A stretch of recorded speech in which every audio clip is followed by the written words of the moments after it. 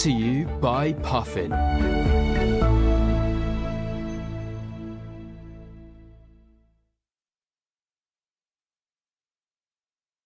Frostheart, Rise of the World Eater by Jamie Littler. Read by Joshua Mcguire. Frostheart. Chapter 1. Family Reunion. It was an unusual sight indeed. For the first time in history, the Pathfinders had assembled for war. A vast fleet of sleighs sped across the frozen landscape, led by Commander Ember Stormbreaker, now the most powerful person in the entire Snow Sea. She had vowed to rid the world of the Leviathan menace that plagued all of human kin, and to fulfill her oath. Each vessel under her command was armed to the teeth with powerful ancient weapons from the world before. Racing ahead of them was another smaller fleet.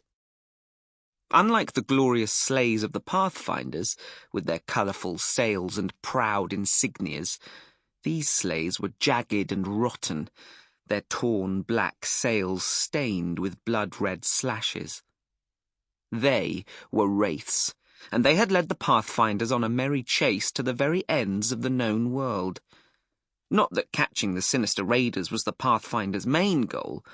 Their true target, a Leviathan swarm of unfathomable size, had disappeared beneath the snows under the barrage of fire the Pathfinders had unleashed upon them.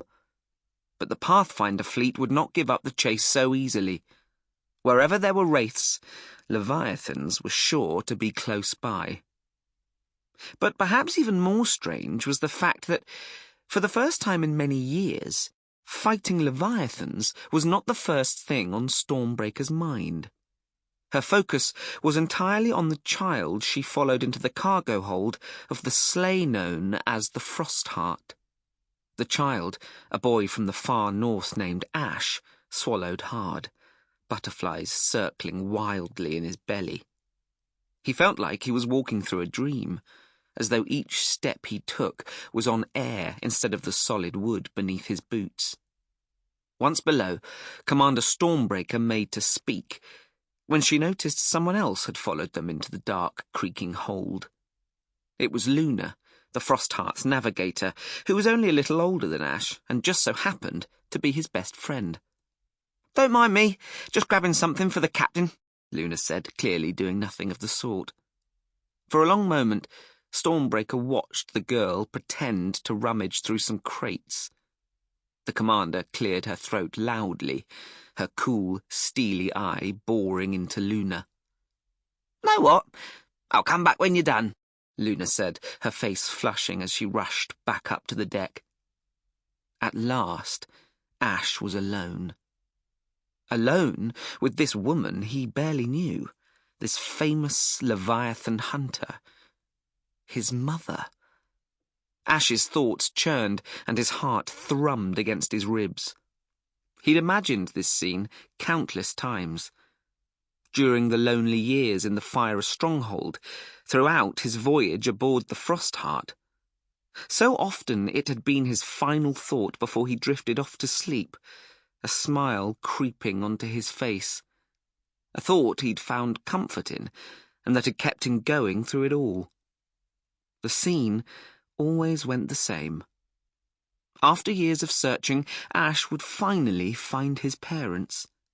His mum and dad would scoop him up into their arms as they cried tears of happiness, squeezing him so close he knew he'd never feel alone again. They would be proud beyond words that he'd journeyed halfway across the world to find them, facing countless dangers that would have daunted even the most experienced Pathfinder, so impressed with the brave boy he'd become. But now that Ash was standing before his mother, or should that be Ember, or Commander Stormbreaker, he wasn't entirely sure what to call her.